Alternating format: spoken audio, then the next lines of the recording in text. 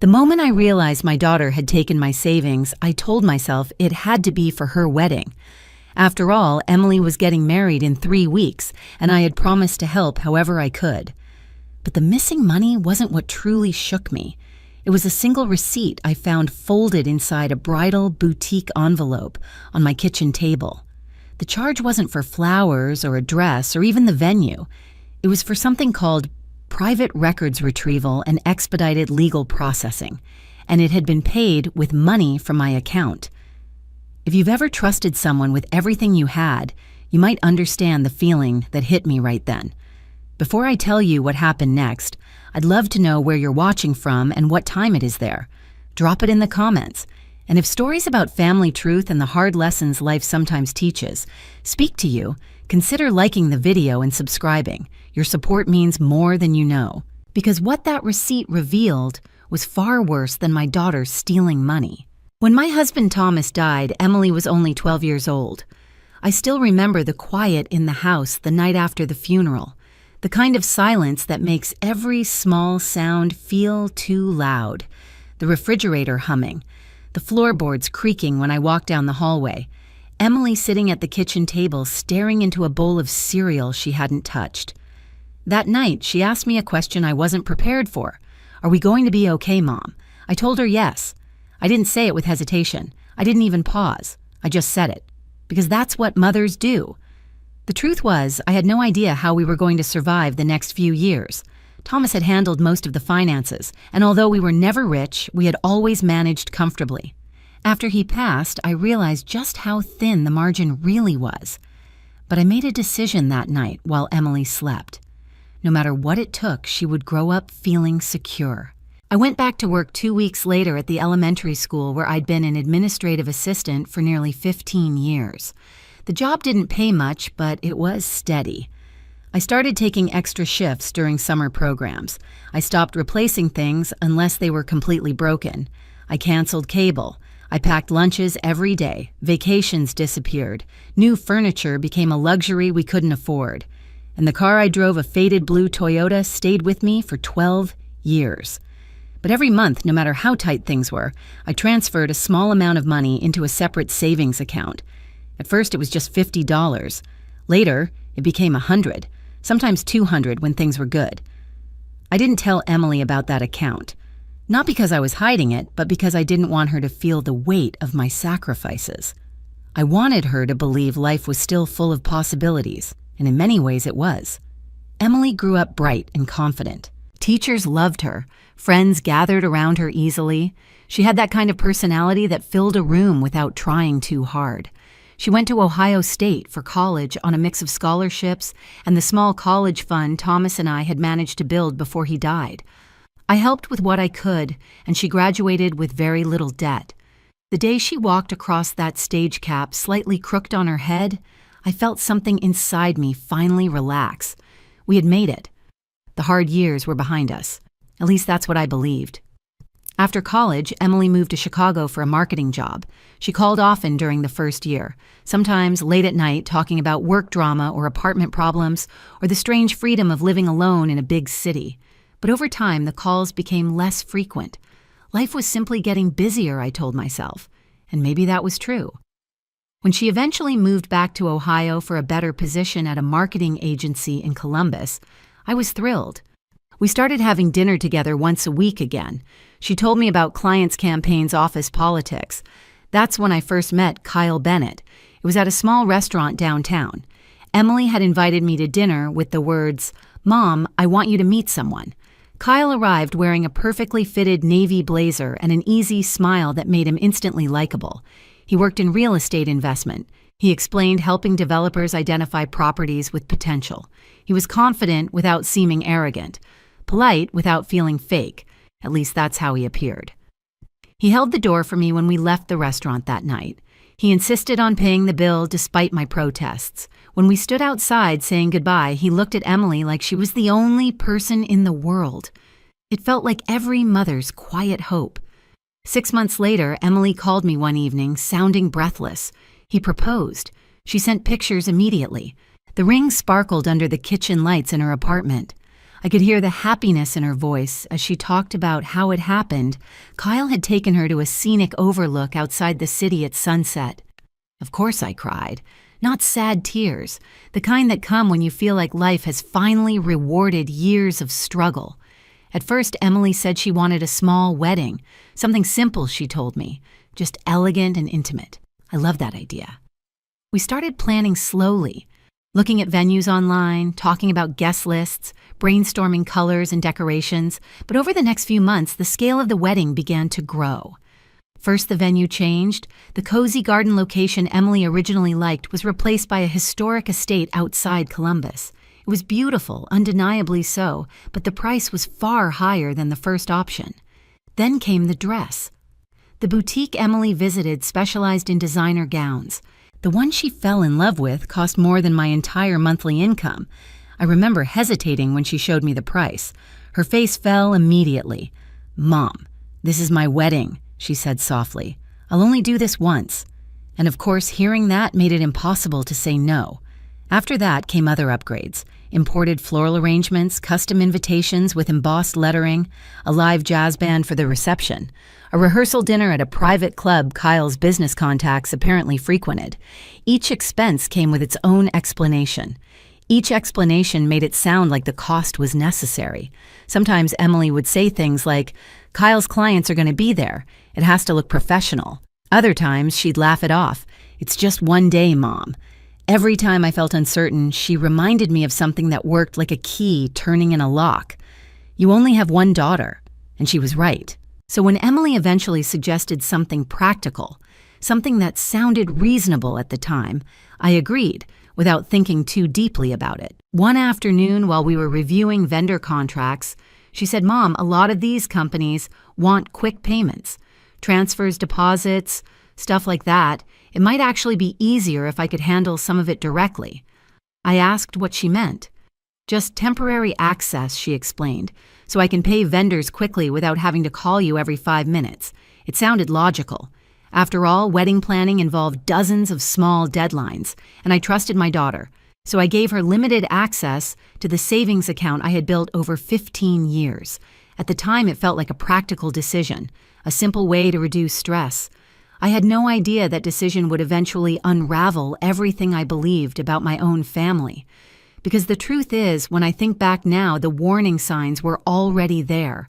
They were small, subtle, easy to ignore, like the way Emily sometimes avoided showing me detailed invoices after making payments, or how Kyle occasionally asked casual questions about things that had nothing to do with the wedding, questions about my house, about property taxes, about how long I had lived there. At the time, those conversations seemed harmless, just small talk.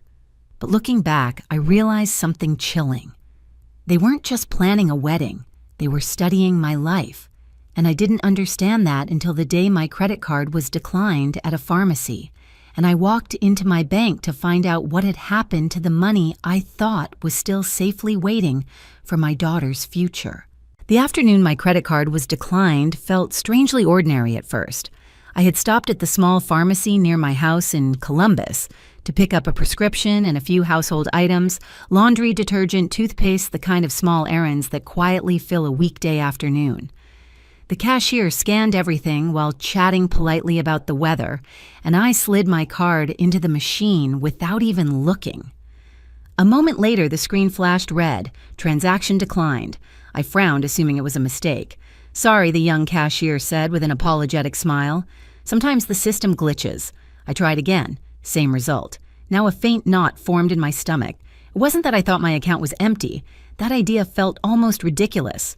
I was careful with money, always had been. I kept track of my bills, my savings, every small expense. The account I used for everyday purchases wasn't connected directly to my long-term savings, but I occasionally transferred money between them. And I had checked everything only a week earlier. Still, I didn't want to hold up the line behind me. I paid with another card and left the store, telling myself I would look into the problem when I got home. But the uneasiness didn't fade. If anything, it grew stronger the longer I sat in my car in the parking lot staring at the steering wheel. Finally, instead of driving home, I turned toward the local branch of my bank. It was only 10 minutes away. The building was quiet when I walked in mid-afternoon, the slowest hour of the day. A few customers stood at the far counter speaking with tellers, and soft instrumental music played overhead. Everything felt calm, ordinary, which made the feeling in my chest even more unsettling. I approached the reception desk where a young woman with warm brown hair looked up and smiled. "Hi there. How can I help you today?" "My card was declined," I said. "I just want to make sure there isn't a problem with my account." She nodded and asked for my ID, then typed something into her computer. "Let me have Rachel take a look," she said. "She handles account services." A few minutes later, a woman in her late 20s approached me. She wore a navy blazer and carried a tablet in one hand. "Mrs. Scott?" she asked gently. "Yes." "I'm Rachel Turner. If you'd like to come with me, we can review your account together." She led me into a small office with a glass wall and a round table in the center. The space felt private but not intimidating, probably designed that way on purpose. Rachel sat across from me and opened my account profile on her tablet. "Can you tell me which card was declined?" she asked. I handed it to her. She entered the information quickly, then paused. Her eyes flickered slightly across the screen. That tiny pause was the first moment my heart started beating faster. "Is something wrong?" I asked. Rachel looked up with a polite, neutral expression, the kind people use when they're trying not to alarm someone. Well, she said carefully, "It looks like your checking account balance is lower than usual." Lower than usual. Those words sounded harmless, but they carried an uncomfortable weight. "How low?" I asked. She turned the screen slightly so I could see. The number made my stomach drop. The account had barely enough money left to cover a week's worth of groceries. "That can't be right," I said immediately. Rachel nodded slowly. "There have been several transfers recently." "Transfers, yes, from your savings account." Now my pulse began pounding in my ears.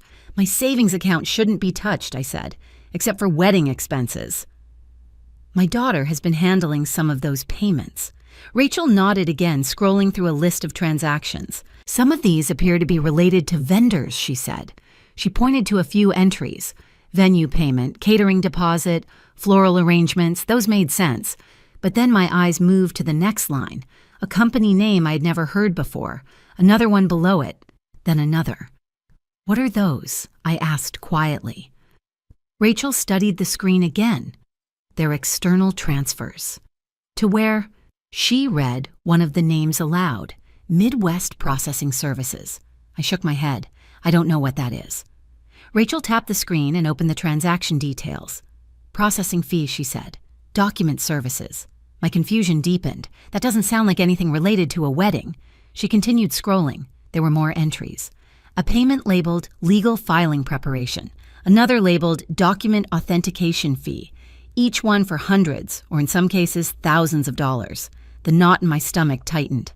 "How much has been transferred?" I asked. Rachel hesitated for just a fraction of a second before answering. "From the savings account." "Yes." She did a quick calculation. "Approximately $84,000 over the last 6 weeks." For a moment, the room felt strangely quiet. 84,000. 15 years of careful saving. Gone. My first instinct was still to defend Emily. "Wedding expenses," I murmured, but even as I said it, I knew that explanation didn't fully make sense. No wedding vendor needed something called document authentication. Rachel seemed to sense my confusion. "Mrs. Scott," she said gently, "do you normally authorize transfers through online signatures? I rarely do online banking at all." I replied. "I see." She turned the screen again. "Because these transactions were approved with a digital authorization." My chest tightened. Under whose name? Rachel hesitated again. Then she pointed to the small signature box at the bottom of the transaction record. The name written there was unmistakable. Diane Scott. "That's my name," I said slowly. "Yes," Rachel replied, "but I didn't sign anything." Rachel didn't respond immediately. She simply tapped another screen and opened additional details. "These authorizations appear to have been submitted from a device associated with your account access." "My daughter has access," I said quietly. Rachel nodded. "That would allow her to initiate transfers," she explained, "but the signature still indicates the account holder's approval, meaning someone had used my name." The realization settled over me like cold water.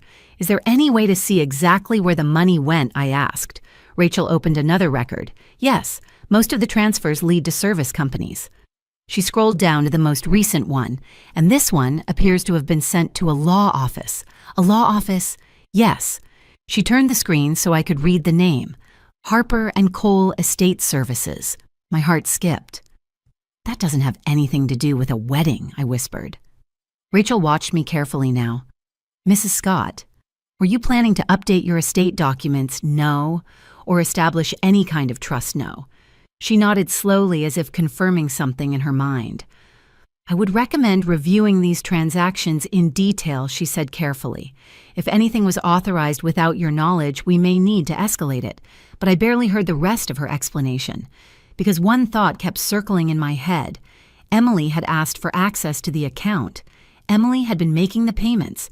Emily had been the one organizing all the vendors. And somewhere among those transactions was money being sent to lawyers and document services, money signed in my name. By the time I left the bank that afternoon, I carried a thick printout of transaction records in my hands. The paper trembled slightly as I walked across the parking lot. At that point, I still wanted to believe there was a misunderstanding. Maybe Emily had simply used the wrong account. Maybe Kyle's family had needed help with some paperwork related to the wedding venue. Maybe there was a perfectly reasonable explanation waiting. But later that evening, when my sister Karen came over and we started sorting through the wedding paperwork on my kitchen table, that's when she found the folded receipt inside the bridal boutique envelope. And the moment I read what it said, I realized something much worse than overspending had been happening right in front of me. That evening, my kitchen table looked like a small paper storm had passed over it. Receipts, vendor contracts, guest list drafts, and floral catalogs were scattered across the surface. The soft yellow light from the overhead lamp made the papers glow faintly against the dark wood. Karen sat across from me with her reading glasses perched halfway down her nose, carefully examining each document the way she always did, with patience and suspicion. My sister had never been the sentimental one in our family, where I tended to trust people until proven wrong. Karen believed in checking every door twice. "You're telling me $80,000 left your account," she asked for the third time. 84, I corrected quietly. Karen let out a low whistle. "And Emily says it's all wedding stuff." "She hasn't said anything yet," I replied. "I haven't talked to her." Karen leaned back in her chair and crossed her arms. "Well, that conversation needs to happen." I nodded, but something inside me hesitated. Emily was my daughter. Confronting her about money, especially money connected to her wedding, felt like stepping onto fragile ground. Instead, we kept sorting through the paperwork. Karen flipped through invoices from the venue, the catering company, the band. Most of them matched the vendor names Rachel had pointed out earlier. But the numbers didn't fully add up. "These totals don't come close to 80,000, Karen said. "I know." We both sat quietly for a moment. Then Karen picked up a cream-colored envelope from the bridal boutique where Emily had bought her dress. "This one open," yet she asked. "I think so," I said. "It should just be the dress receipt." Karen slid a finger under the flap and pulled out the folded paper inside. She scanned it quickly. Then her eyebrows slowly pulled together. "That's strange." "What?" She turned the paper toward me. "Does this look like a dress receipt to you?" I leaned forward and took the paper from her. At first glance, it looked like a normal invoice. Clean formatting, professional letterhead, a payment confirmation near the bottom. But the company name at the top made my stomach tighten. Midwest Records Retrieval and Legal Processing Services, the same company name I had seen earlier on Rachel's screen. Below that was the description of the service: private records retrieval, property documentation, expedited legal processing fee. Client Emily Scott. The payment method listed beneath it was unmistakable. Authorized transfer. Diane Scott, account. My hands began to feel cold. "This isn't about a wedding," Karen said slowly. "No," I whispered. Karen reached across the table and took the receipt again, studying the details. "Property documentation," she read aloud. Why would Emily need property documentation? I stared at the words as if they might rearrange themselves into something harmless. But they didn't. "I don't know," I said. Karen looked up. "Has Emily been asking you questions about your house?" The question made my memory shift uneasily. Yes, I said after a moment. Karen waited. She asked a few things over the last couple of months.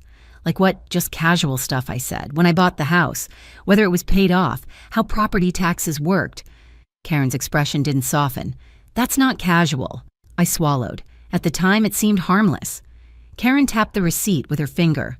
And what about this records retrieval thing? I have no idea. Karen leaned back again, thinking. You said the bank told you there were payments to a law office, too. Yes, and the company name on this receipt matches one of those transactions. I nodded slowly. Karen exhaled through her nose. That's not a coincidence. The room felt smaller suddenly. I thought about Emily's voice on the phone weeks earlier when she had first asked for access to my savings account. It'll just make vendor payments easier, Mom. I had believed her without hesitation. Because why wouldn't I? Karen stood up and walked toward the hallway. Where are you going? I asked. To your file cabinet. A minute later, she returned carrying a stack of folders. You keep copies of important documents here, right? Yes. She set the folders down on the table. Let's check something. We began flipping through the files. Insurance documents, old tax returns, the deed to my house. Karen examined the folder for the house carefully. Everything looks here, she said, but something about the arrangement made me uneasy. I reached for the deed paperwork and lifted the stack. The pages were slightly out of order. That alone wouldn't normally mean anything. But then I noticed something else. A faint indentation on one of the pages, as if a copy had been made from it recently. I ran my finger across the surface. Emily borrowed some paperwork a few weeks ago, I said slowly. Karen's eyes snapped up. What paperwork? I think it was. Insurance information. Maybe the deed, too. She said something about needing address verification for the venue. Karen didn't say anything for a moment, then she spoke carefully. Did she give it back? I think so. Karen leaned forward again, flipping through the pages more thoroughly. Think so? I hesitated. Yes. I assume she did. Karen pulled one sheet from the middle of the stack. This is a photocopy, she said. What? She held it up. The ink slightly lighter. And look here. She pointed to the corner, a small mark from a copier machine, which meant someone had duplicated the document. Emily must have copied it for the venue paperwork, I said quickly. Karen didn't look convinced. Maybe. She picked up the receipt again and held it next to the deed copy. Or maybe she needed property documentation. My stomach twisted. You think she's doing something with my house? I don't know. Karen replied honestly. But I do know this isn't normal wedding planning. The room fell quiet again. Outside, a car passed slowly down the street, its headlights sweeping briefly across the living room wall. I stared at the receipt in my hands. Midwest records retrieval, property documentation, expedited legal processing, all paid for using my account, signed in my name, but authorized by someone else. Karen broke the silence. You need to talk to Emily. I will. When I hesitated.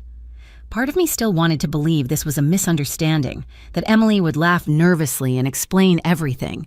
But another part of me, the part that had seen the transaction records at the bank, felt a deeper, colder fear. Tomorrow, I said finally. Karen nodded. And Diane. Yes, if this isn't a misunderstanding, she didn't finish the sentence. She didn't have to. Because at that moment, something else surfaced in my memory. A conversation I had almost forgotten. 2 weeks earlier, Kyle had been sitting in my living room during one of the wedding planning meetings. Emily had stepped into the kitchen to take a phone call, leaving the two of us alone. Kyle had glanced around the room with a thoughtful expression. Beautiful house, he had said. Thank you. How long have you lived here? Almost 20 years. He nodded slowly. Property values around here must have gone up a lot. Yes, I replied. Then he asked something that had seemed harmless at the time. Is the house fully paid off? I had answered without thinking. Yes. Kyle had smiled. Smart investment. At the time, I thought he was just making polite conversation. But now, sitting at my kitchen table with the receipt in my hand, the question felt very different, because suddenly I wasn't just worried about my missing savings. I was starting to wonder whether Emily and Kyle had been planning something much bigger. Something that had nothing to do with a wedding and everything to do with the house I had spent 20 years paying for. I barely slept that night. Every time I closed my eyes, the same thoughts circled back like restless birds. The missing money, the strange receipt, the way Kyle had asked about my house so casually as if it were just small talk, and worst of all, the possibility that my own daughter might somehow be involved in something I didn't understand. By morning, my head felt heavy with exhaustion. Karen had stayed the night in the guest room, something she rarely did unless she sensed a real problem. When I walked into the kitchen around 7, she was already there, pouring coffee into 2 mugs. "You look like you slept about 10 minutes, she said. That obvious very. She slid a mug toward me. Still planning to talk to Emily today, I wrapped my hands around the warm cup, grateful for the heat. Yes. Karen watched me carefully. Just remember, you don't have to accuse her of anything right away. Ask questions first. I know. But even as I said it, my stomach tightened. Because asking questions meant hearing answers I might not be ready for. Emily lived about 20 minutes away in a modern apartment building downtown.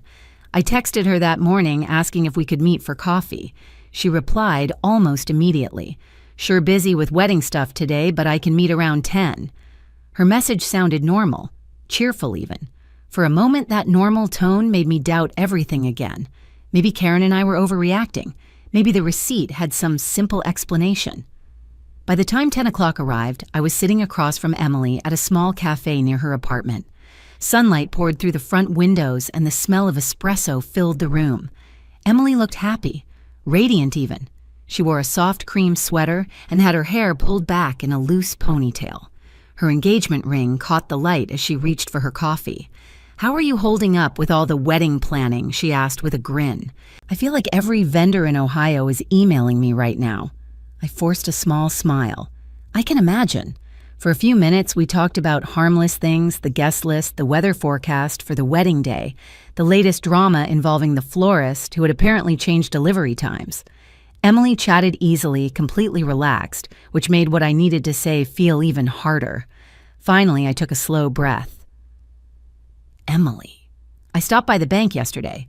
Her smile faded slightly. "Oh, my card was declined at the pharmacy. That's strange." "Yes," I kept my voice calm, so I asked them to review the account. Emily stirred her coffee slowly, and there were several transfers from my savings account. She didn't look surprised. "Well, yeah," she said lightly, "wedding deposits." I nodded. Some of them were. She glanced up. There were other charges too. Emily's spoon stopped moving. "What kind of charges?" "Document processing services. Legal filings, records retrieval." For the first time, something flickered across her face. It vanished quickly, but I saw it. A flash of tension.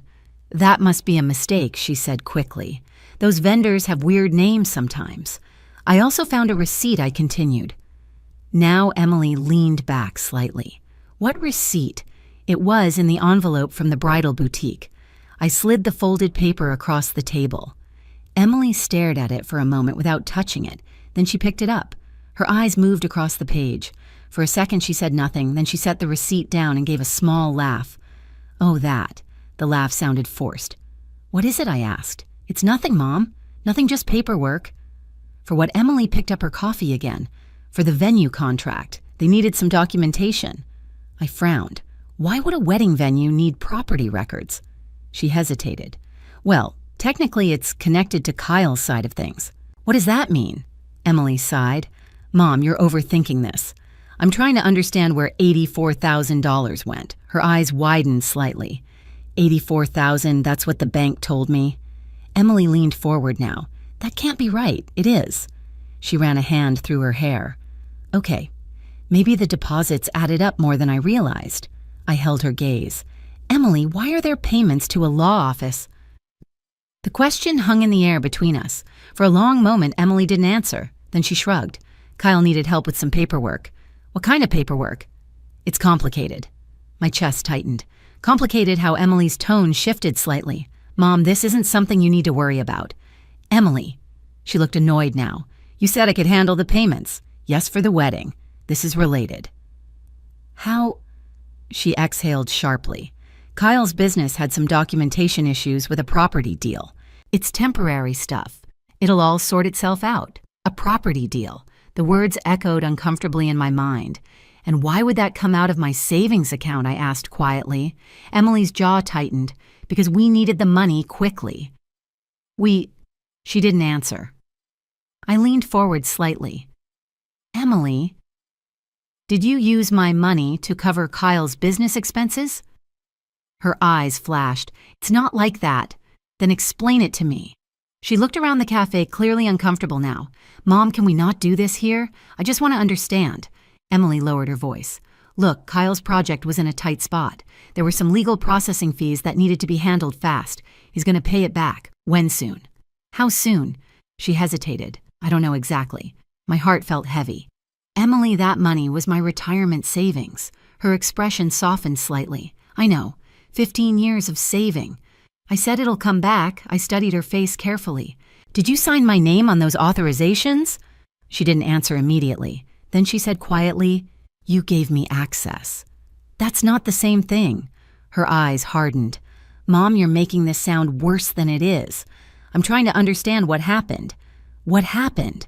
She said, her voice suddenly sharper, is that I trusted you to support me during my wedding. I have been supporting you. Then why are you interrogating me? The word hit harder than I expected. Interrogating. I sat back slowly. I'm asking questions because my savings account is almost empty. Emily crossed her arms. You still have your house. The sentence came out so casually, it took me a moment to process it. My house. Yes, she said, you're not exactly struggling, Mom. Something cold moved through my chest. That house is my home, I know. Then why did Kyle ask about it the other day? Emily's expression froze. What? He asked if it was paid off. That was just conversation. Was it? She didn't respond. The silence between us suddenly felt heavy. Finally, Emily stood up. I have a meeting with the florist, she said abruptly. Emily, we'll talk later. She grabbed her purse and headed toward the door. But just before leaving, she turned back. Mom, please don't make drama out of this before the wedding. And then she walked out, leaving me alone at the cafe table with the receipt in front of me, and a growing fear that whatever Emily and Kyle were planning, it hadn't been about the wedding at all. I sat in that cafe long after Emily walked out. Her chair was still slightly pushed back from the table, and the coffee she had barely touched had gone cold. Around me, the quiet mid-morning rhythm of the place continued as if nothing unusual had happened. People typed on laptops. A barista called out drink orders. Someone laughed softly at a table near the window. But inside my chest, everything felt different. Emily's words kept repeating in my mind, You still have your house. She hadn't said it with cruelty exactly, but there had been something in her tone, something detached, almost calculating, that I couldn't ignore anymore. For years, I had believed Emily's ambition was harmless, a desire to build a comfortable life, to succeed, to enjoy things I never had. Now, for the first time, I wondered if that ambition had quietly grown into something else, something colder. I left the cafe and drove straight back to the bank. Rachel Turner looked slightly surprised when I walked into her office again that afternoon. Mrs. Scott, she said, I wasn't expecting to see you back so soon. I need to look at those transactions again. She nodded immediately. Of course. We sat down at the small round table and she pulled up the account records on her screen. Did you have a chance to speak with your daughter? Rachel asked gently. Yes. And I hesitated. She said the payments were connected to a business issue involving her fiancé. Rachel's expression remained professional, but I could see a subtle shift in her posture. Did she explain the legal service charges? Not really. Rachel turned the screen slightly so I could see the list of transfers again. There are a few things I want to point out, she said carefully. She tapped one of the entries. This payment went to Midwest Records Retrieval, the same company listed on the receipt you mentioned yesterday. Yes. She tapped another line below it. This one went to Harper and Cole Estate Services. My stomach tightened again. That's the law office. Yes. Rachel clicked open the transaction details. It's categorized as estate filing preparation. I frowned. What does that mean? It usually relates to property documents, trusts, or asset transfers. My heart gave a small, uneasy thump.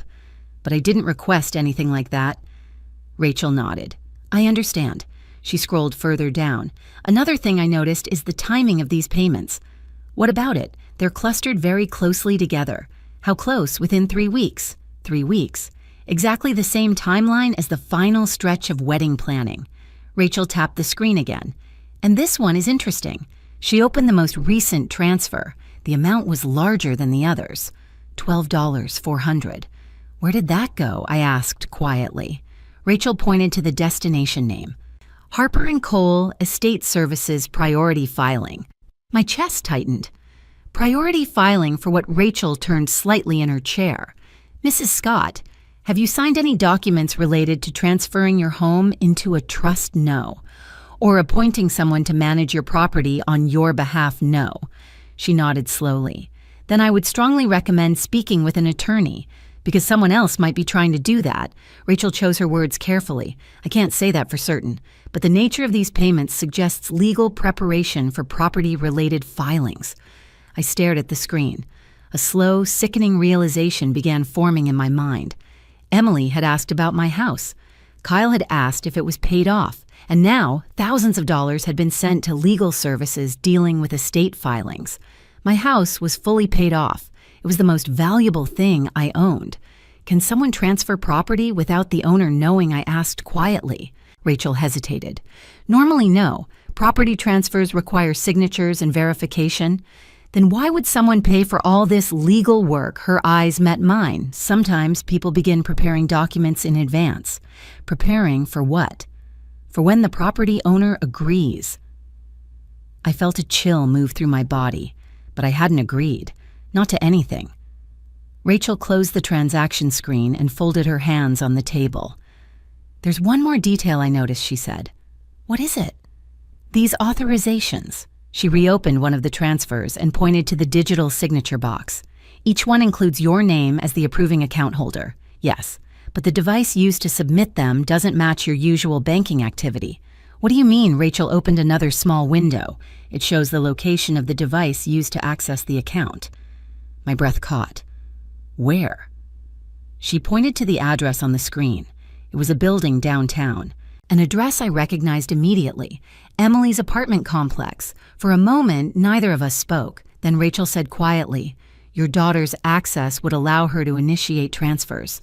But the digital signature suggests the system believed it had your approval, meaning someone had signed my name electronically.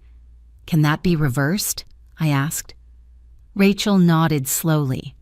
If the transactions were unauthorized, there are procedures we can begin, but it will likely involve a legal investigation.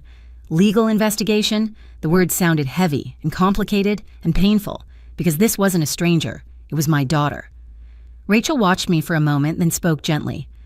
I know situations like this can be very difficult when family members are involved. I nodded slowly. Yes. She hesitated, then added, but protecting yourself is important. Protecting myself. For years, the idea had never crossed my mind when it came to Emily. Parents protect their children. Not the other way around. But as I stared at the list of transactions draining the savings I had spent 15 years building, something inside me shifted. Not anger. Not yet. Something quieter. A sense that I needed to understand exactly what was happening before it went any further. Can you give me copies of everything I asked? Rachel nodded. I'll print the full transaction history. A few minutes later, she handed me a thick packet of papers. Mrs. Scott, she said, before I left, if you decide to speak with a lawyer, these will be helpful. I thanked her and walked out of the bank. The afternoon sun felt strangely harsh as I crossed the parking lot. I sat in my car for several minutes, staring at the stack of documents in my lap. Somewhere inside those pages was the explanation for where my money had gone. But more importantly, why? I was about to start the engine when my phone buzzed. A text message from an unfamiliar number. For a moment, I considered ignoring it. Then I opened it. The message was short. Hello, Mrs. Scott. My name is Olivia Bennett. I'm Kyle's sister. My heart skipped. Another message appeared. I know this might sound strange, but I think you need to know something before Emily's wedding. I stared at the phone screen. My fingers felt suddenly cold. Then the final message arrived. Kyle has done this before. I must have read the message 5 times before it truly sank in. Kyle has done this before. The words felt unreal sitting there on my phone screen, a strange mixture of accusation and warning.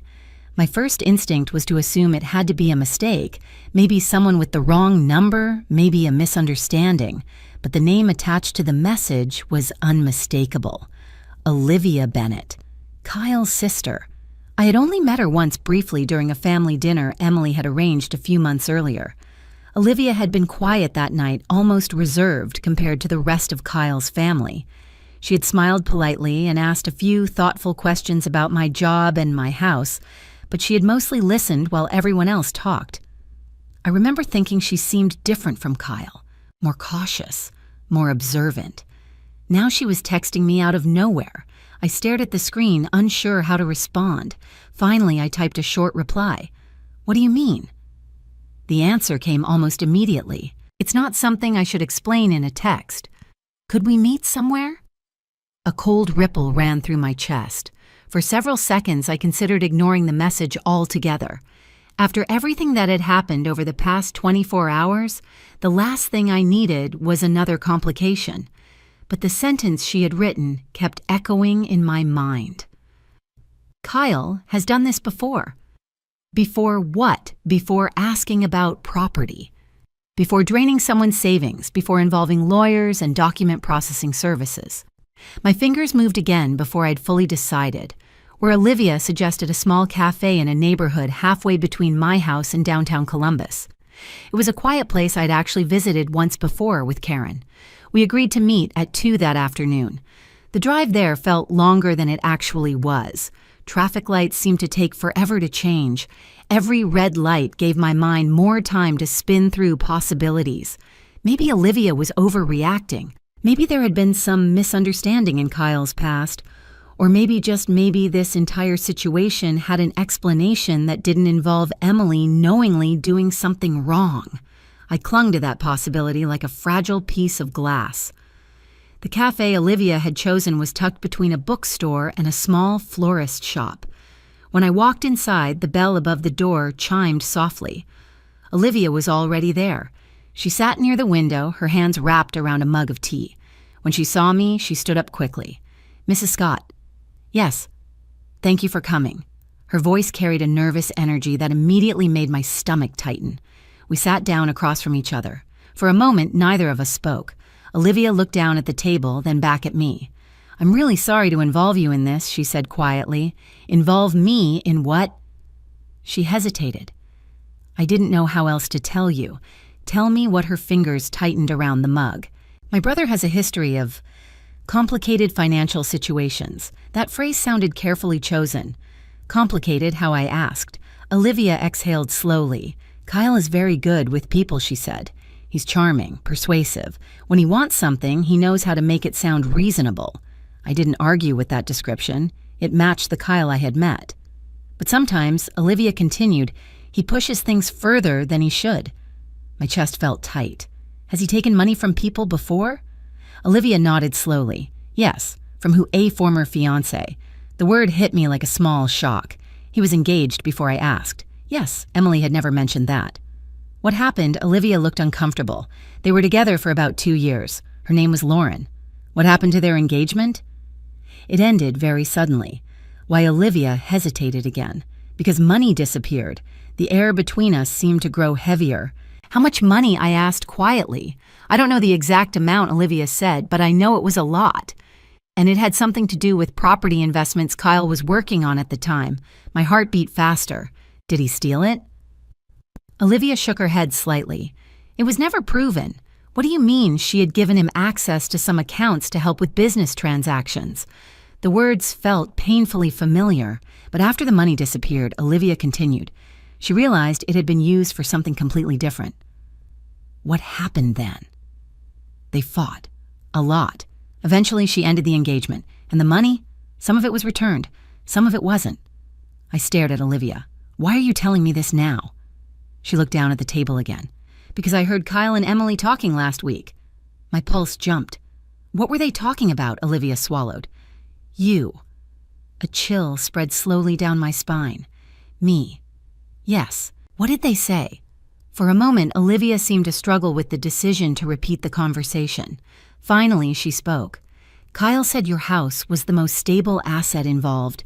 The word asset felt strange when attached to my home. What does that mean? I asked. Olivia shook her head. I don't know the full details, but they were talking about legal paperwork and about how things would be easier after the wedding. After the wedding, the same phrase Emily had used earlier that day. What kind of paperwork I pressed? Something about property documentation. My mind flashed back to the receipt. Midwest Records Retrieval, property documentation. And Emily, I asked slowly, what did she say? Olivia hesitated again. She said you trusted her. The words landed like stones in my chest. She said that made things easier. For a moment, I couldn't speak.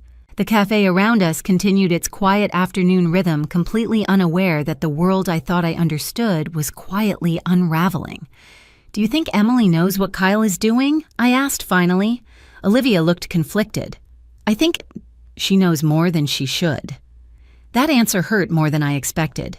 For years, I had told myself that if something was wrong, Emily must be unaware of it, that she was simply caught in something she didn't fully understand. But Olivia's words suggested something else, something much harder to accept. Why are you helping me? I asked. Olivia's eyes softened slightly. Because I've seen what happens when people trust my brother too much, and you think that's happening to me? She didn't answer directly. Instead, she asked a question of her own. Mrs. Scott, has Kyle been asking you questions about your house? Yes. Her expression darkened. Then you should talk to a lawyer.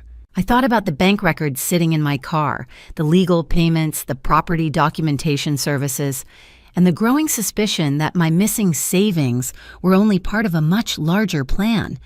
I think I will, I said quietly. Olivia nodded. Good.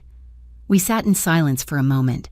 Then she added softly, I'm really sorry. For what? For what this might do to your relationship with Emily. I looked out the window at the quiet street beyond the cafe. For most of my life, the idea of needing protection from my own daughter would have seemed impossible. Now it felt like the only responsible thing left to do. And as I left the cafe that afternoon, one thought settled firmly in my mind.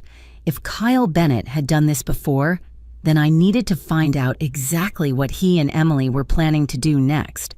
I drove straight from the cafe to Karen's house. The moment she opened the door, she knew something had changed. You look like you just saw a ghost, she said. In a way, I replied. Karen stepped aside and let me in.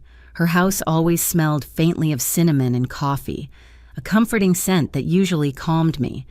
But that afternoon, even that familiar warmth couldn't settle the knot forming in my chest. We sat at her kitchen table and I told her everything. The text message, the meeting with Olivia, Kyle's previous engagement, the missing money, and the conversation Olivia overheard about my house being a stable asset. Karen listened without interrupting. When I finished, she leaned back in her chair and crossed her arms slowly. Well, she said that confirms it. Confirms what? That this wasn't just wedding spending. I rubbed my temples. I still can't believe Emily would knowingly be part of something like this.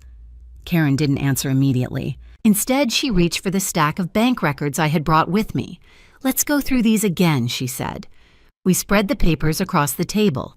The same transactions Rachel had shown me earlier stared back from the pages. Midwest Records Retrieval, legal processing fees, estate filing preparation. Karen tapped the last one. This law office, she said. Did you look them up yet? No.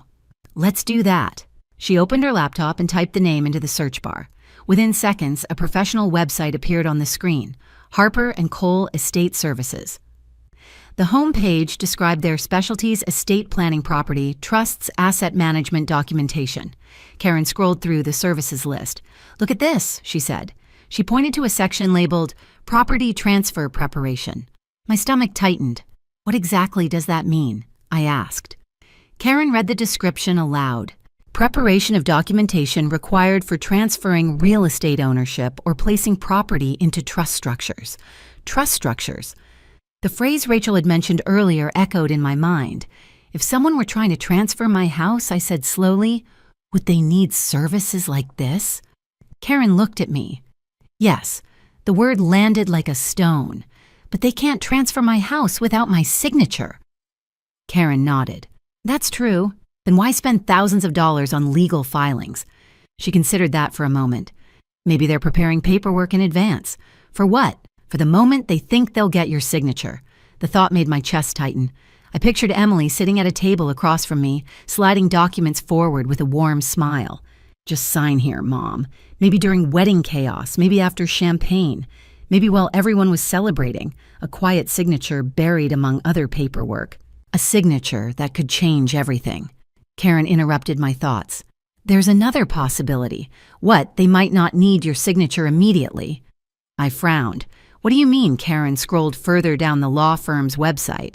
Some estate filings involve appointing a property manager or trustee under specific circumstances.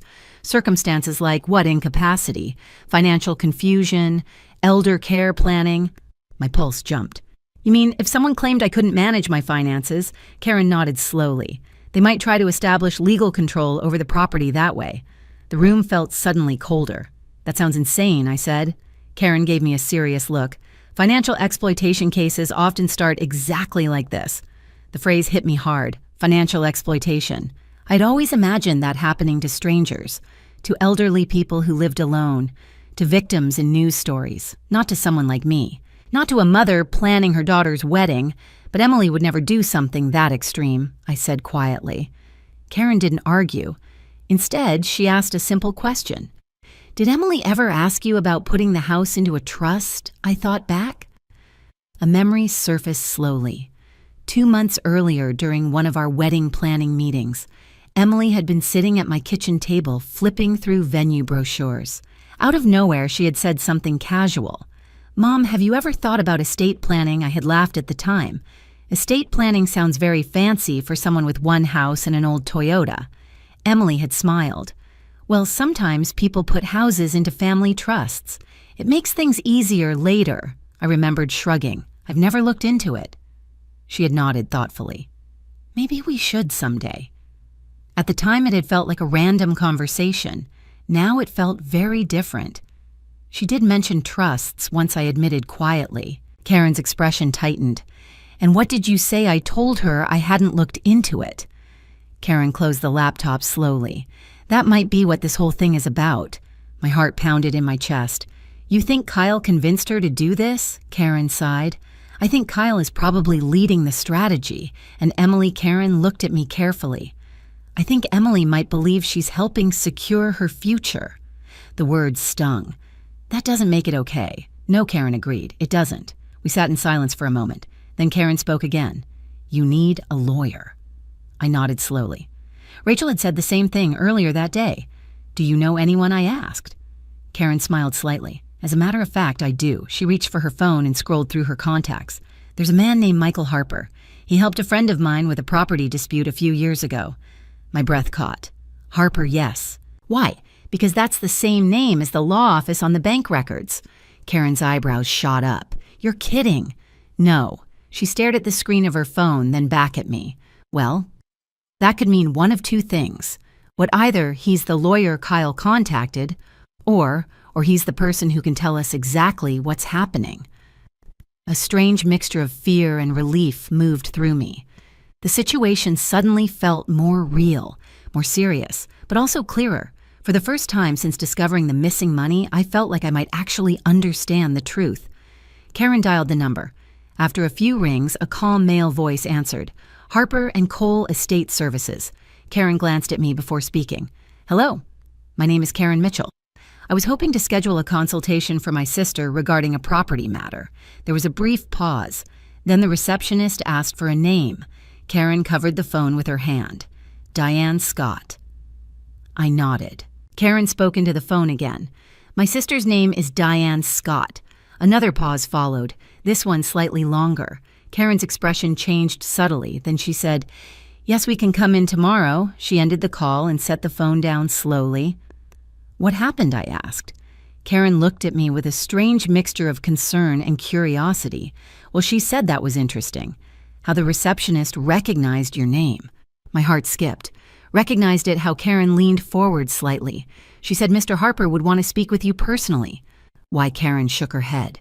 She didn't say. The silence between us stretched for a moment, then Karen added quietly, but she did say something else. What she said, they already had a file started under your name. The words hit me like cold water. A file at the same law office receiving money from my account. A file I had never authorized. And suddenly, the realization settled deep in my chest. Whatever Emily and Kyle were planning, It had already gone much further than I ever imagined. The next morning felt heavier than the ones before it.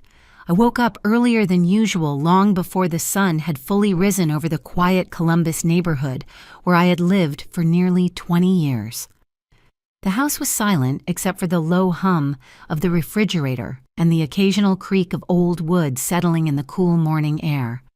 For the first time in a long while, the house didn't feel like the safe, comforting place it had always been. It felt vulnerable. Karen arrived around 8 with 2 cups of coffee and a determined expression. "You ready?" she asked. "As ready as I'll ever be." The law office of Harper & Cole sat inside a restored brick building downtown. The kind of place with polished wood floors, tall windows, and the quiet professionalism that makes you lower your voice without thinking. Karen and I stepped inside and approached the reception desk. The woman behind the counter looked up and smiled politely. "Good morning. How can I help you?" Karen spoke first. "We have a 10 o'clock appointment with Mr. Harper, Diane Scott." The receptionist's smile flickered for a brief second. "Of course," she said. "Mr. Harper is expecting you." Expecting me. That word carried a weight I couldn't ignore. She guided us down a hallway lined with framed legal certificates and photographs of city landmarks. At the end of the corridor was a large office with glass doors. Inside stood a man in his early 50s with gray at his temples and a calm, thoughtful expression. "Mrs. Scott," he said as we entered. "Yes, I'm Michael Harper." He shook my hand firmly, then nodded politely to Karen. "Please have a seat." We settled into 2 chairs across from his desk. For a moment, Michael Harper studied me carefully as if confirming something he had already suspected. Then he folded his hands. "I understand you've recently discovered some financial transactions connected to our firm." "Yes," I said. "And you did not authorize them, no?" He nodded slowly. "That's what I suspected." My stomach tightened. "You suspected Mr. Harper turned his computer monitor slightly toward us. On the screen was a digital file. At the top was a name. Diane Scott. My heart skipped. "That's the file your receptionist mentioned yesterday," I said. "Yes, I never opened that, I know." He leaned back in his chair. "The file was initiated about 3 weeks ago. By who? Your daughter and her fiancé." The words landed heavily. "Emily, Kyle. Did they claim I approved it?" I asked quietly. Mr. Harper nodded. "They said you were interested in restructuring your assets for estate planning. What does that mean exactly?" "They requested preparation of documents to place your house into a family trust." Karen leaned forward. "And who would control that trust?" Mr. Harper clicked another screen. Kyle Bennett was listed as a potential co-trustee. The room felt suddenly colder. "A co-trustee," I repeated. "Yes, what does that mean?" "It means he would have partial legal authority over the property within the trust." My pulse quickened. "So he could control my house?" "Potentially, yes." Karen shook her head. "This is unbelievable." Mr. Harper raised a hand slightly. "To be clear, none of these documents were finalized. Why not?" I asked. "Because we had not yet received your signed authorization." I exhaled slowly. "So the transfer never happened?" No. But it was being prepared." "Yes." "I thought about the payments Rachel had shown me at the bank. Did the money from my account pay for this work?" Mr. Harper nodded. "Yes, several consultation and document preparation fees were paid." Karen crossed her arms. "They used her own money to prepare paperwork that could give them control over her house. That appears to be the case." I felt something twist inside my chest. Did Emily know what those documents would do? Mr. Harper hesitated slightly. Based on our conversations, she seemed aware of the general goal. The words hurt more than I expected. Because until that moment, a small part of me had still hoped Emily had simply been misled, that she didn't fully understand what Kyle was doing. But if she had spoken directly with the lawyer, then she must have known. "What exactly did they tell you?" I asked quietly. Mr. Harper opened another document. "They explained that you were interested in creating a trust structure to simplify inheritance planning." "Inheritance planning. So they told you I wanted to prepare for my death," I said. Mr. Harper didn't respond immediately, but the silence was answer enough. Karen leaned forward. "Did they try to get her signature?" "Not yet." "Why, they said they were waiting until after the wedding." The words made my stomach drop. After the wedding. Emily had used that exact phrase in the cafe. "Everything will settle into place after the wedding." What would have happened if I signed those documents, I asked. Mr. Harper answered carefully. The trust would place your home under shared management with Kyle, yes, and Emily, yes. I stared at the desk in front of me. For how long? Until the trust conditions were changed or dissolved. Karen shook her head slowly. So basically forever. Mr. Harper didn't disagree. I swallowed hard, and if I refused, Mr. Harper leaned forward slightly. Then the trust would never exist. I felt a small surge of relief, but he added, "There's something else you should know." My chest tightened again. What? He opened another page in the file. There were early discussions about an alternative plan. What kind of plan? One, involving financial guardianship. Karen's voice sharpened. You mean claiming she can't manage her own finances? Yes. My hands went cold. They were preparing for that only preliminary discussions. But still, yes. The room fell silent. For a long moment, none of us spoke. Then Karen broke the silence. What do we do now? Mr. Harper looked at me. That depends on what you want. I want my savings protected, I said quietly. That's possible. And my house. That as well. He closed the file and folded his hands. But more importantly, you need to decide how you want to handle your relationship with your daughter. The question hung in the air like something fragile, because protecting my finances was one thing. Protecting my heart from what Emily had done was something else entirely. I don't know yet, I admitted. Mr. Harper nodded. That's understandable. Karen spoke again. But we can stop whatever they're planning, right? Mr. Harper's voice was calm. Yes, how by making sure they never get the signature they need? I nodded slowly. That won't be a problem. But as we stood to leave the office, another thought crossed my mind. Something that made my stomach tighten all over again. Because if Emily and Kyle had already gone this far, then they might not give up easily. And with the wedding only days away, I had a feeling this story wasn't going to end quietly. The drive home from Michael Harper's office felt longer than usual. Columbus traffic moved steadily around us, but inside the car, everything felt heavy and quiet. Karen sat beside me, staring out the window as the city passed by in slow, gray streaks. Neither of us spoke for several minutes. Finally, Karen broke the silence. Well, at least we know the truth now. I kept my eyes on the road. Do we? Yes. She turned toward me. Kyle tried to set up legal control over your house. With Emily's help, I said quietly. Karen didn't respond immediately, because there was nothing comforting to say about that part. After a moment, she sighed. What matters now is stopping them. I nodded slowly. That part Michael made pretty clear. No signature, no trust, no control. Everything depended on that. But even knowing that, a sense of unease still lingered. Because Kyle Bennett did not strike me as someone who easily walked away from plans, especially plans involving real estate. We arrived at my house just before noon. The familiar sight of the white porch railing and the old maple tree in the yard usually gave me a sense of calm. Today, it felt different. Almost like the house itself had become part of the conflict. Karen followed me inside. What's the plan? She asked. I set the folder of legal documents on the kitchen table. We secure everything, meaning bank accounts, property records, any documents they might try to use. Karen nodded approvingly. That's exactly what we should do. The first thing I did was call Rachel at the bank. She answered almost immediately. Mrs. Scott, how can I help you? I need to restrict all digital transfers from my savings account, I said. That can be done, and I want any transaction above $1,000 to require in-person authorization. Understood. She paused. Did you speak with an attorney? Yes, and I did not authorize any of the legal filings connected to my account. Rachel's voice remained professional, but I could hear a subtle note of concern. Then we should also flag the account for potential fraud activity. Yes, please do that. Done. She hesitated before adding one more question. Do you believe someone close to you may have used your authorization without permission? I thought of Emily. Then I answered carefully. Yes. Rachel spoke gently. I'm sorry, Mrs. Scott. Thank you. When I hung up, Karen was watching me. Good first step. There's more. What else? The house.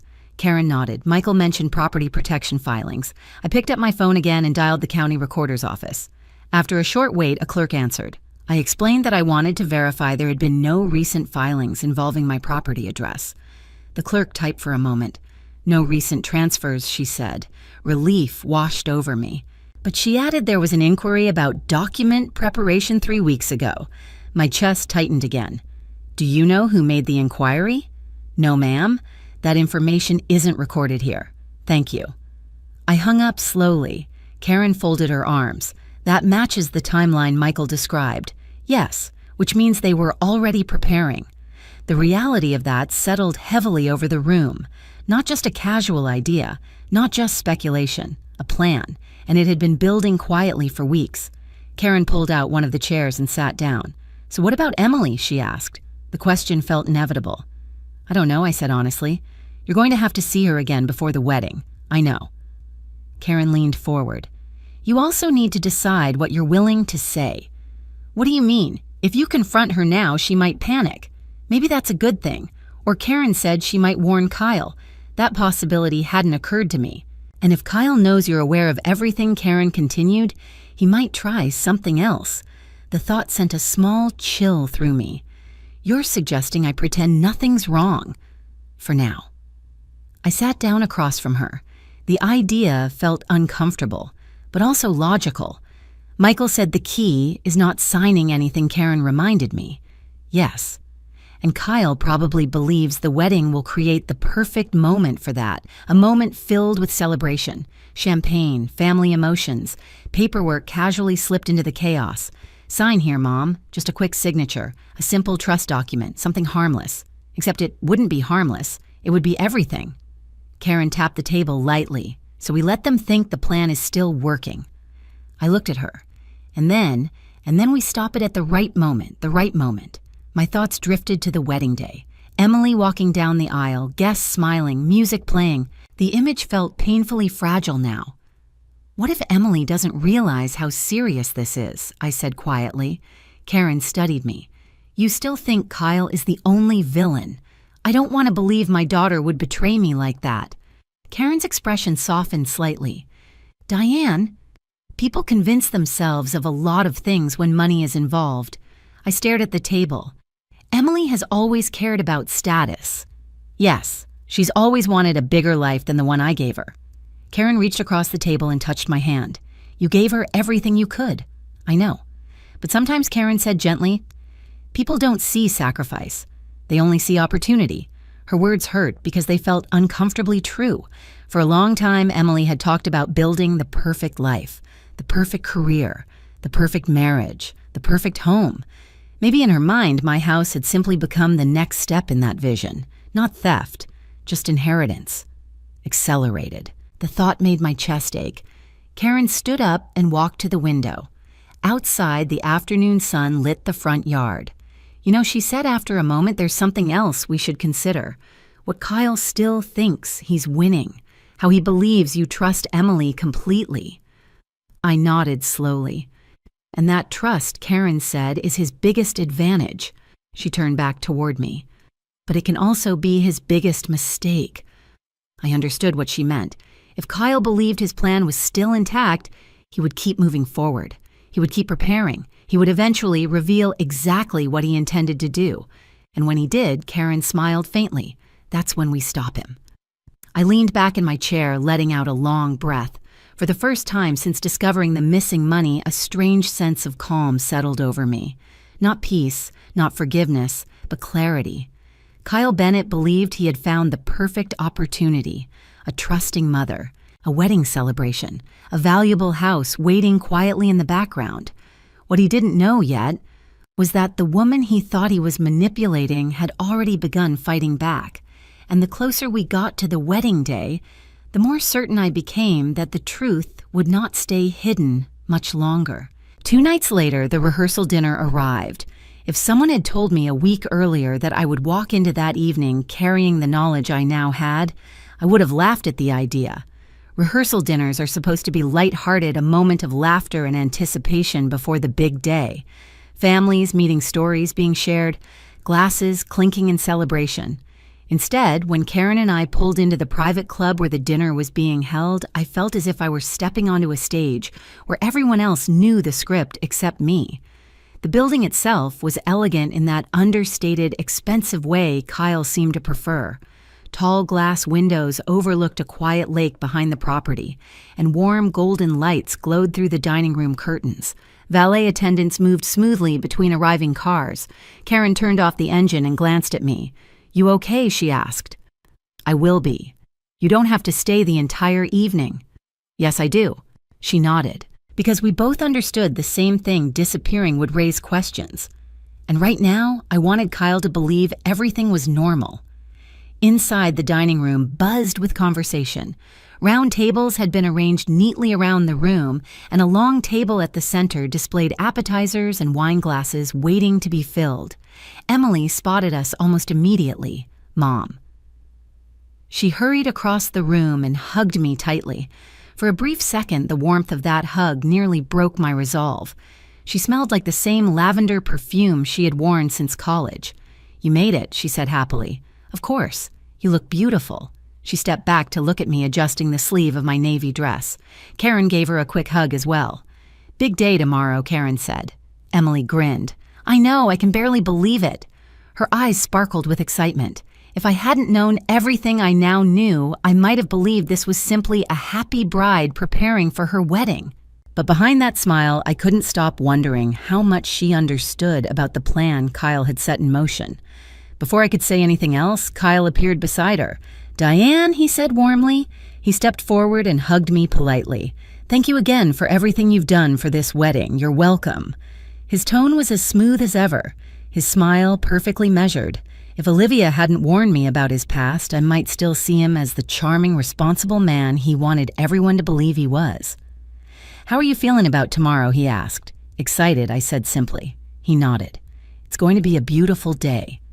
The four of us chatted for a few minutes about harmless details, the weather forecast, the arrival of relatives from out of state, the ceremony schedule. Kyle eventually excused himself to greet another group of guests across the room. Karen leaned slightly toward me. "He's very relaxed." She murmured, "Yes, almost too relaxed." She was right. Kyle looked completely confident, comfortable, like someone who believed every piece of the plan was still moving forward exactly as expected. Dinner began shortly afterward. Guests took their seats while waitstaff moved efficiently between tables serving wine and salads. I found myself seated across from one of Kyle's business partners, a tall man named Mark who talked enthusiastically about real estate investments. At first I barely paid attention, but then he said something that caught my ear. "Kyle's been working on a really interesting property opportunity lately," Mark said casually. "Oh," I replied. "Yeah, something involving a residential asset restructuring."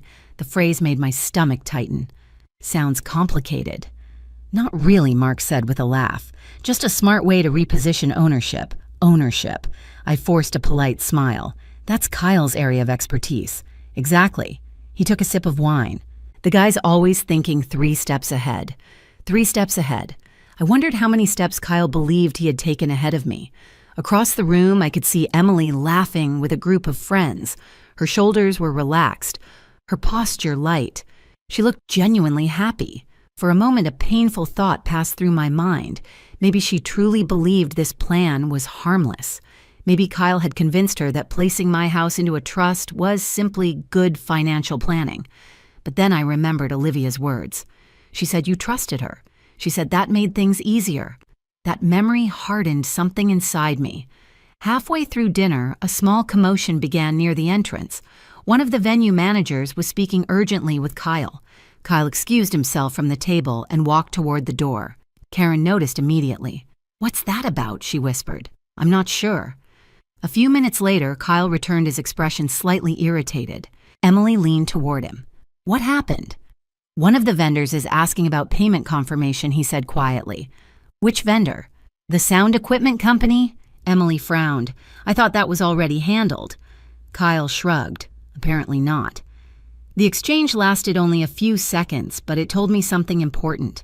Despite the massive withdrawals from my savings account, not all the wedding expenses had actually been paid, which meant a significant portion of that money had gone somewhere else. Karen leaned closer to me. "Did you hear that?" "Yes, that confirms it." I nodded slowly. Later, as dessert was being served, Kyle stood to give a short toast. He raised his glass with confident ease. "I just want to thank everyone here tonight," he began. "This wedding means a lot to both Emily and me. We're incredibly grateful to the people who have supported us along the way." His eyes briefly met mine across the room. "And especially to Diane," he continued, "whose generosity helped make all of this possible." A few guests applauded politely. I lifted my glass slightly in acknowledgement, but inside my thoughts were far from celebratory, because I now knew exactly what Kyle meant by generosity. It wasn't just the wedding, it was the legal filings, the property trust, the quiet preparation for control over my home. As the applause faded, Kyle smiled again and finished his toast. "To family." Everyone raised their glasses. "To family," they echoed. I took a sip of wine.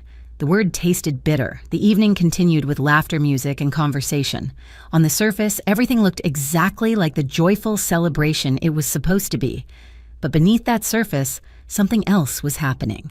Every glance Kyle sent in my direction, every casual smile Emily offered, every confident step toward the wedding ceremony tomorrow, all of it told me the same thing. They still believed the plan was working. They still believed I would trust them. And tomorrow, if Kyle had his way, that trust would finally give him the one thing he needed most: my signature. But what he didn't know yet was that the moment he tried to take it would be the moment everything fell apart. The morning of the wedding arrived with a strange, deceptive calm. Sunlight streamed through the curtains of my bedroom, filling the room with soft golden light. For a moment lying there in the quiet, it almost felt like a normal day. A day when a mother wakes up filled with excitement and nerves because her daughter is about to get married. But the moment I sat up, the reality returned. Today wasn't just a wedding day. It was the day everything would either unravel or be revealed. I got dressed slowly, choosing a pale blue dress I had bought months earlier when the wedding still felt like a simple celebration. As I fastened the small silver necklace Thomas had given me years ago, I caught my reflection in the mirror. I looked older than I had a week ago. Not physically, perhaps, but something in my expression had changed. Karen arrived just before 10. She knocked once and stepped inside with her usual brisk energy. "You ready?" she asked. "As ready as possible." She studied me carefully. "You don't look nervous." "I'm not." Karen smiled slightly. Good, because we both knew what today really meant. Kyle still believed everything was going according to plan, and Emily still believed I trusted her completely. The ceremony was scheduled for early afternoon at the same historic estate where the reception would follow. By the time we arrived, the grounds were already buzzing with activity. Guests walked along the stone pathways between rows of white chairs arranged on the lawn. Soft music floated through the air from a string quartet setting up near the ceremony arch. The entire place looked like something from a magazine. Elegant, perfect, exactly the kind of wedding Emily had always imagined. Karen and I found our seats near the front. From there I could see the aisle, clearly the flower arrangement swaying slightly in the warm breeze. A few minutes later, Emily appeared. She was standing near the entrance of the estate house, with her bridesmaids adjusting the delicate lace sleeves of her dress. The gown truly was beautiful ivory silk, carefully fitted the train flowing behind her like a quiet river of fabric. For a moment I felt a deep ache in my chest. She looked exactly like the little girl who used to twirl around the living room, wearing imaginary wedding dresses made from old bedsheets. The same girl who once asked me if we were going to be okay after her father died. The same girl I had promised to protect no matter what. Emily caught sight of me across the lawn and smiled. Then she walked over. "Mom," she said softly, "you look beautiful." Her eyes brightened. "Thank you." For a moment neither of us spoke. Then she reached out and gently squeezed my hands. "I'm glad you're here." "Of course I am." She hesitated slightly before continuing. "I know things have been a little tense this week. That was one way to describe it. But today," she said carefully, "can we just focus on the wedding?" I studied her face.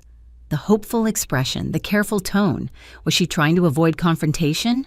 Or did she genuinely believe the problem would disappear once the ceremony was over? "Today is your day," I said quietly. Emily relaxed a little. "Thank you." She glanced toward the ceremony arch where guests were beginning to settle into their seats. Kyle's been running around all morning making sure everything is perfect, she said with a small laugh. I'm sure he has. Emily nodded. You know him, always thinking ahead. The phrase caught my attention immediately. Thinking ahead. Yes, Kyle Bennett was very good at that. Emily looked back toward the house. I should get ready. The coordinator says we start in 10 minutes. All right. She turned to leave, then paused. Oh, one more thing. My stomach tightened slightly. Yes, there might be some paperwork later. Paperwork for the venue contracts and a few financial details, Emily explained casually. Just routine stuff before the reception payments are finalized. There it was. The moment I had been expecting. The moment Kyle had probably been waiting for. A simple signature, hidden among ordinary documents. I kept my voice steady. Later tonight, yes. Emily smiled again. Don't worry, it'll only take a minute. Only a minute. That was exactly how Kyle would frame it. She squeezed my hands again. Love you, Mom. I love you too. Emily walked back toward the estate house where the bridesmaids were waiting. Karen leaned closer to me. Did she just mention paperwork? Yes. Karen's eyes narrowed. That's it. The moment Kyle's been planning. Karen nodded slowly. Are you going to confront them when it happens? Not immediately. She raised an eyebrow. Why not? Because I want Kyle to reveal exactly what he's trying to do. Karen studied me carefully. You're letting him walk straight into it. Yes. She smiled faintly. I like that strategy. The ceremony began shortly afterward. Guests rose from their seats as the music swelled softly across the lawn. One by one, the bridesmaids walked down the aisle, followed by Emily. For a moment as she approached, the entire situation faded into the background. She truly looked radiant, happy, excited.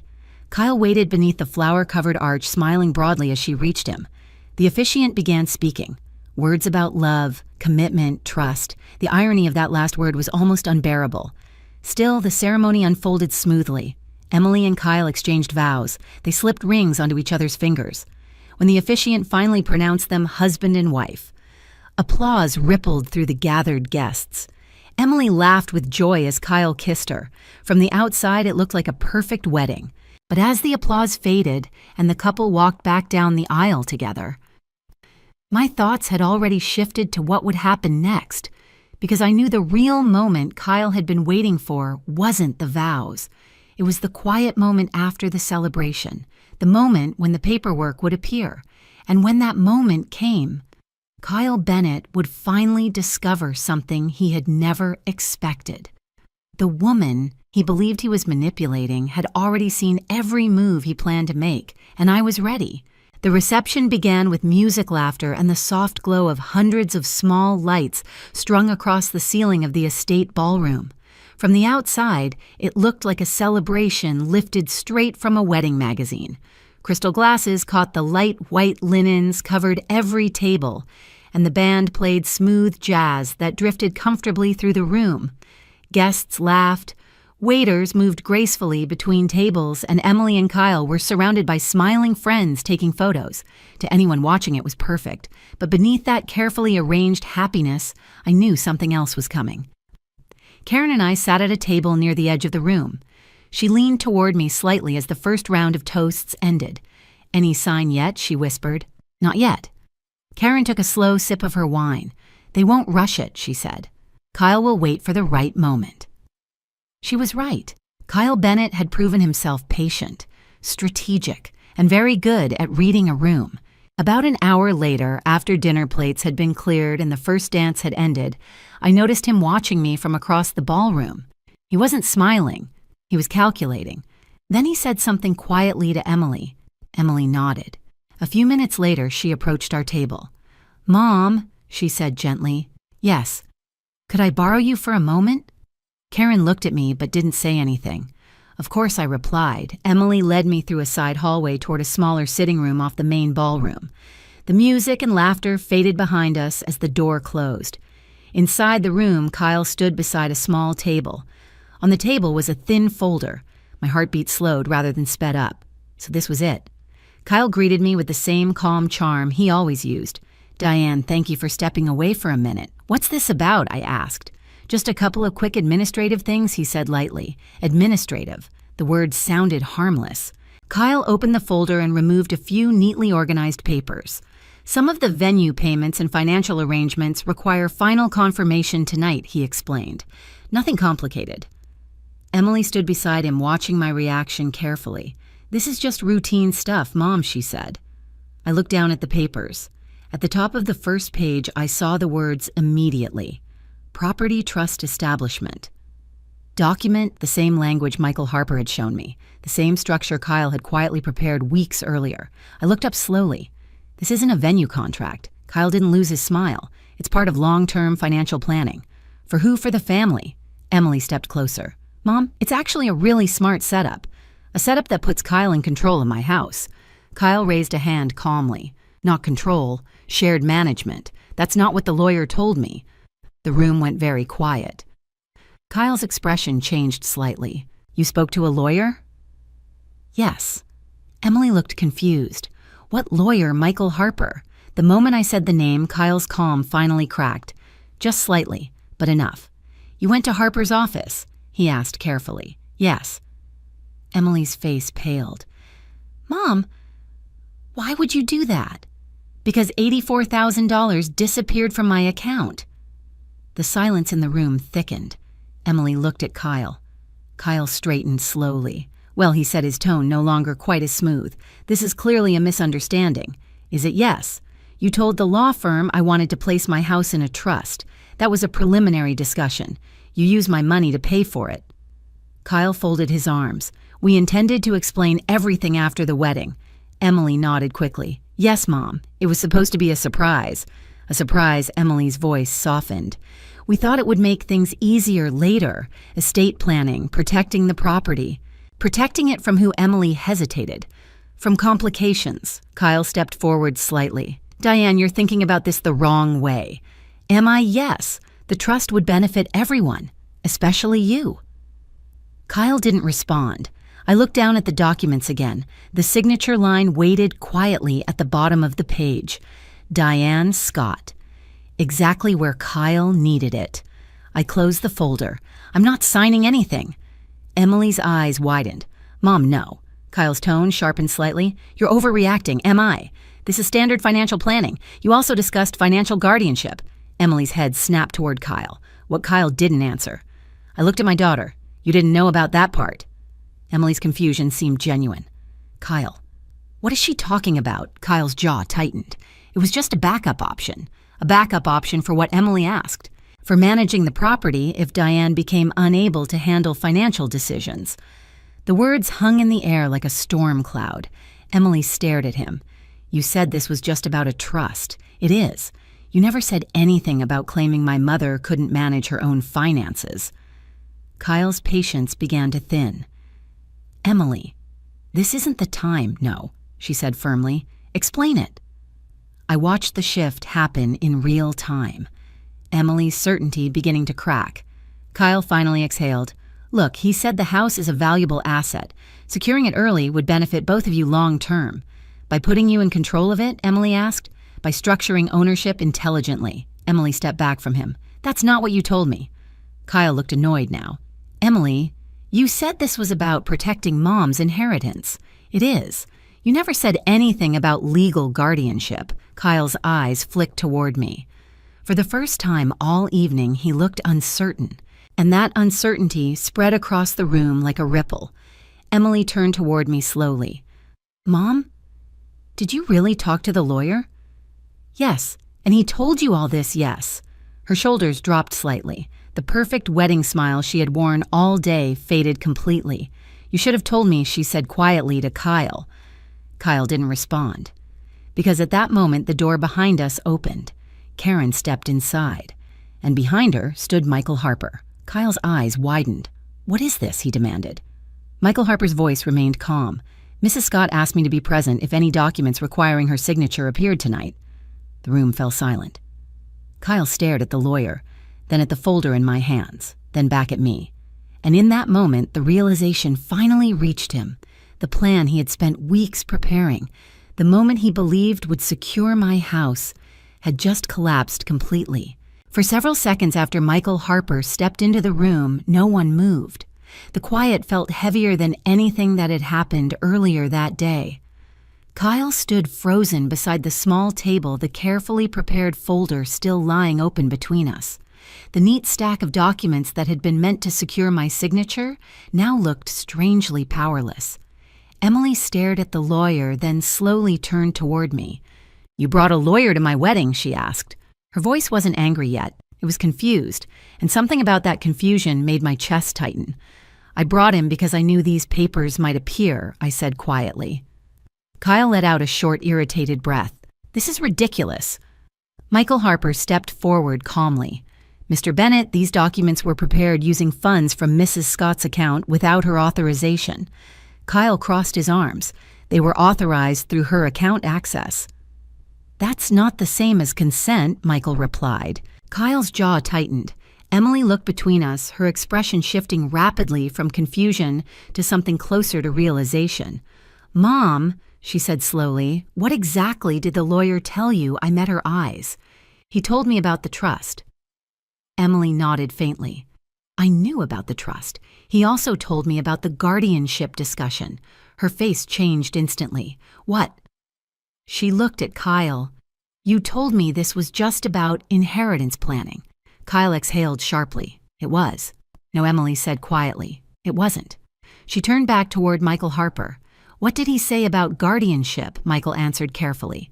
"There were preliminary discussions about financial management authority in the event Mrs. Scott was declared unable to manage her own finances." Emily's eyes widened. "You were planning to declare my mother financially incompetent?" Kyle's patience finally cracked. It was a backup plan. Emily stepped back as if he had physically pushed her. "A backup plan for what? For protecting the property." "Protecting it from my mother," she said incredulously. Kyle's tone hardened. "Emily, stop being dramatic." "I'm not being dramatic," she snapped. "You told me this was about helping Mom with estate planning, and it is. You never mentioned legal guardianship." Kyle looked irritated now. It was a contingency, nothing more. Emily shook her head slowly. "No." Her voice trembled slightly. "That's not what this is." For the first time since the confrontation began, I saw genuine conflict in my daughter's face. The carefully controlled image she had maintained all day was gone. In its place was something raw, something real. "You said this would make things easier later," Emily continued quietly. "It would. You said it was just paperwork. It is paperwork. You said Mom would still own everything. She would." Emily stared at him. "Then why would you need guardianship?" Kyle didn't answer immediately, and that silence spoke louder than anything else. Emily's shoulders dropped slowly. "Oh my God," she whispered. Now she looked at me. "Mom, how much money is gone?" $84,000. Her face went pale. "You used Mom's savings?" she asked Kyle. Kyle's tone sharpened again. It was temporary. "For what? For legal preparation?" "For taking control of her house?" Emily asked. "Emily, no," she said firmly. "Answer the question." Kyle finally lost the last trace of patience. "The house is worth over $500,000. The bluntness of the statement stunned the room. Emily stared at him. "So that's what this is about." Kyle didn't deny it. "You told me your mom planned to leave everything to you eventually anyway." "That's inheritance," Emily said. "Yes, this is stealing." Kyle scoffed. "Don't be naive." Emily stepped back again. "You said you loved me." "I do." "Then why are you trying to take my mother's house?" Kyle's expression hardened. "Because real estate is opportunity." The coldness of the answer filled the room like ice. Emily shook her head slowly. "You manipulated me." Kyle rolled his eyes. "I showed you possibilities. You lied. I simplified." Emily turned toward me. Her eyes were filled with something I hadn't seen in days. Shame. "Mom, I didn't know about the guardianship," she said quietly. "Did you know about the trust?" I asked. She nodded weakly. "Yes." "Did you know my money was paying for it?" Another pause. "Yes." The honesty hurt. But it also mattered. Emily looked down at the floor. "I thought, if the house was already going to be mine someday..." Her voice faded. I finished the sentence gently. "You thought it didn't matter when it happened." Tears filled her eyes. "I didn't think it would hurt you. It did." The silence returned again. Kyle suddenly grabbed the folder from the table. "This conversation is pointless," he said. "We're leaving." Emily looked at him in disbelief. "We, yes." "No," she said quietly. Kyle stared at her. "What, I'm not going anywhere with you." "Emily." "You lied to me. It was a strategy. You tried to take my mother's home." Kyle's voice dropped lower. "Don't throw away your future over sentiment." Emily shook her head. "My future isn't built on stealing from my family." Kyle stared at her for a long moment. Then he laughed softly. "You'll regret this." Emily didn't move. Kyle turned toward the door. Before leaving, he looked back at me. "This isn't over," Michael Harper answered calmly. "Actually, it is." Kyle's eyes flicked toward him. "The documents are void." Michael continued, "And the financial transactions connected to them are now under review." Kyle said nothing. He simply opened the door and walked out. The hallway outside filled briefly with the distant sound of music from the reception. Then the door closed again. Emily sank slowly into one of the chairs. Her wedding dress spread across the floor like a quiet cloud of white fabric. For a long moment she didn't speak. Then she whispered the words I never imagined hearing on her wedding day. "I think I just ended my marriage." I looked at her gently. "No," I said. "You ended a lie." And for the first time that entire evening, the truth finally stood alone in the room. For a long moment after Kyle left the room, none of us spoke. The muffled sound of music and laughter from the reception drifted faintly through the hallway outside as if it belonged to a different world entirely. Somewhere in the ballroom, guests were still celebrating the wedding they believed had just happened. Inside the quiet sitting room, Emily sat in the chair with her hands resting on the folds of her dress. Her shoulders trembled slightly. I didn't know, she said again, almost in a whisper. The words weren't meant to convince anyone anymore. They sounded like she was trying to convince herself. Karen stood near the door with her arms crossed, watching silently. Michael Harper had stepped aside, respectfully giving us space. I walked slowly across the room and sat down in the chair beside my daughter. For a moment, I simply looked at her. This was still the same child I had raised, the same girl whose scraped knees I had cleaned after she fell off her bicycle, the same girl who used to climb into my bed during thunderstorms because she was afraid of the sound of thunder. But somewhere along the way, life had twisted things into something neither of us had expected. "Emily," I said softly. She looked up at me. Tears had smeared the careful makeup she had worn for the ceremony. "I should have listened to you," she said. "I never told you what was happening." "You tried," she replied quietly. "I just didn't want to hear it." Her voice cracked. "I thought, if the house was going to be mine someday anyway.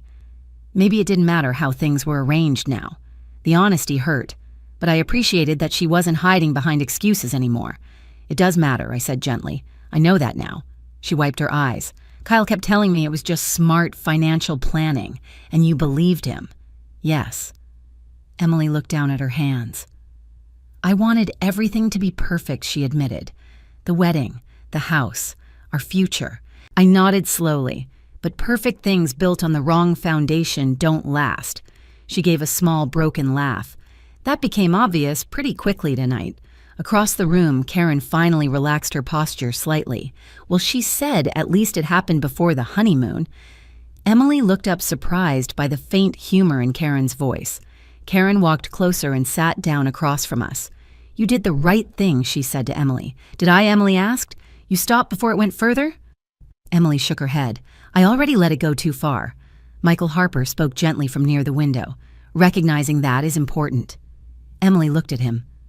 "What happens now?" Michael answered calmly. "The trust documents are void, and the money. The financial transfers connected to the legal filings are now part of an investigation." Emily swallowed. "I'll help return everything." His voice remained steady. "That would certainly help resolve things more quickly." Emily nodded. Then she turned back to me. "Mom, I'm so sorry." The apology sounded fragile, but real. I took a slow breath. "Trust takes time to rebuild," I said. "I know. But the fact that you stopped tonight matters." Emily looked relieved and devastated at the same time. "I almost didn't," she admitted quietly. "What do you mean?" She hesitated. "When you asked questions earlier this week, I told Kyle." My chest tightened slightly. "He said you were just being emotional." Emily shook her head slowly. I believed him. The words stung. But I appreciated the honesty. Then tonight, she continued, when he started talking about guardianship. Something felt wrong. That's when you step back. Yes. She looked around the quiet room. I guess I just realized I didn't recognize the person standing next to me anymore. Karen nodded. That happens sometimes when people chase the wrong kind of success. Emily managed a faint smile. Yeah. Outside, the band began playing another upbeat song. The celebration in the ballroom was still continuing. Guests were probably wondering where the bride and groom had gone. Emily glanced toward the door. I should probably tell people the truth. You don't owe anyone an explanation tonight, I said, but they'll ask. Let them. She sighed. This is going to be embarrassing. Karen shrugged. Embarrassment is temporary. Emily looked at her, and losing my fiancé, Karen raised an eyebrow. You didn't lose a fiancé. Emily frowned. What do you mean you escaped a con artist? Emily thought about that for a moment. Then she nodded slowly. I guess that's true. Michael Harper closed his folder. If you need assistance sorting out the legal aspects after tonight, my office can help. Thank you, Emily said. He gave a polite nod and quietly left the room, leaving the three of us alone. The music outside grew louder as the band transitioned into another song. Emily stood slowly. I think I'm going to change out of this dress, she said, glancing down at the long white train spread across the floor. Karen smiled slightly. That might make things easier. Emily looked at me one more time. I really am sorry. I know. She hesitated. Do you think someday you'll trust me again? I didn't answer immediately. Instead, I stood and gently adjusted the sleeve of her dress the way I had done earlier that day. Trust isn't something we promise, I said quietly. It's something we rebuild. Emily nodded. I'll try. That's all anyone can do. She took a deep breath and walked toward the door. Before leaving, she paused and looked back. Mom, yes, thank you for stopping him. I gave a small smile. Thank you for stopping yourself. Emily left the room. Karen leaned back in her chair. Well, she said that was one unforgettable wedding. I let out a quiet breath I hadn't realized I'd been holding. Yes, I said, it certainly was. And as the music continued drifting through the hallways of the estate, I realized something important. The house I'd spent 20 years building a life in was still mine. My savings, though damaged, could recover. But more importantly, the truth had come out before the lies had time to become permanent. Sometimes the most painful moments in a family's story are also the ones that stop something far worse from happening. And as I stepped out of the room to face the curious guests waiting in the ballroom, I knew that whatever came next, at least, it would begin with honesty. Family betrayal is one of the deepest wounds a person can experience. When trust is broken by someone you love, especially your own child, it can feel like the ground beneath your life has suddenly shifted. But this story isn't only about betrayal. It's also about boundaries, awareness, and the courage to face uncomfortable truths. Love does not mean blind trust. Real love includes honesty, responsibility, and respect for each other's independence. When those things disappear, even the strongest relationships can drift into dangerous territory. Many people, especially older parents, believe that protecting their children means saying yes to everything. But sometimes, the most loving thing we can do for them and for ourselves is to say no. A healthy family is not built on control, manipulation, or entitlement. It is built on accountability and respect. Emily made terrible mistakes. She allowed herself to be influenced by someone who saw opportunity where there should have been love. But when the moment came, she stopped. And that choice mattered. Because people can learn, they can grow. And sometimes the most important turning point in a relationship happens when the truth finally comes into the light. If you've ever experienced a situation where trust in your family was tested, you're not alone. Stories like this remind us that protecting ourselves is not selfish, it's necessary. If this story moved you, I'd love to hear your thoughts. Do you think Emily deserved a second chance? What would you have done in Diane's position? Share your opinion in the comments below. Also let me know where you're watching from and what time it is there right now. It's always amazing to see how far these stories travel around the world. And if you enjoy emotional storytelling like this, stories about family, truth, justice, and healing, please consider subscribing to the channel and liking the video. Your support helps keep these stories alive. Thank you for listening.